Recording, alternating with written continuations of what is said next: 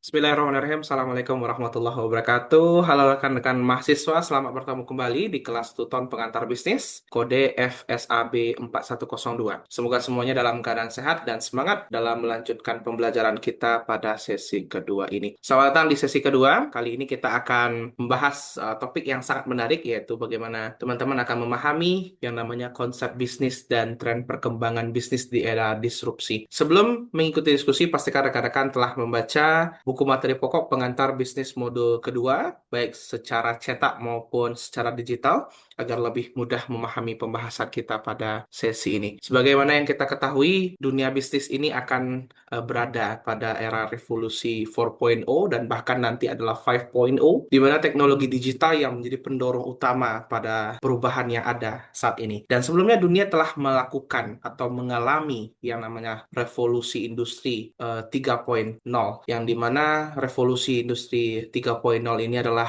mulai mekanisme dari tenaga air dan uap, kemudian produksi massal melalui jalur perakitan, kemudian otomatisasi berbasis komputer yang seperti yang teman-teman rasakan saat ini adalah menjadi tolak ukur di mana perubahan dari segi bisnis telah dilaksanakan. Kemudian teman-teman mengalami yang namanya revolusi industri 4.0, yang mana 4.0 ini akan melahirkan yang namanya era disrupsi. Seperti yang kita ketahui atau teman-teman mungkin awam dengan bahasa disrupsi ini ya. Disrupsi yang dimaksud ini adalah bagaimana masa berbagai industri harus beradaptasi dengan lingkungan dan perubahan besar yang ada pada saat sekarang ini. Nah, itu akan teman-teman pelajari secara lebih mendalam melalui berbagai macam teknik perkuliahan kita, yang mana dalam konteks ini perubahan dan perusahaan akan dituntut untuk melakukan perubahan, melakukan efisiensi, dan harus kreatif dan mampu memanfaatkan teknologi agar tetap bertahan dan lebih kompetitif. Disrupsi menghadirkan dua sisi, yaitu ancaman bagi bisnis konvensional yang sudah lama berjalan, kemudian peluang besar bagi perusahaan yang mampu untuk berinovasi. Jadi teman-teman, contohnya adalah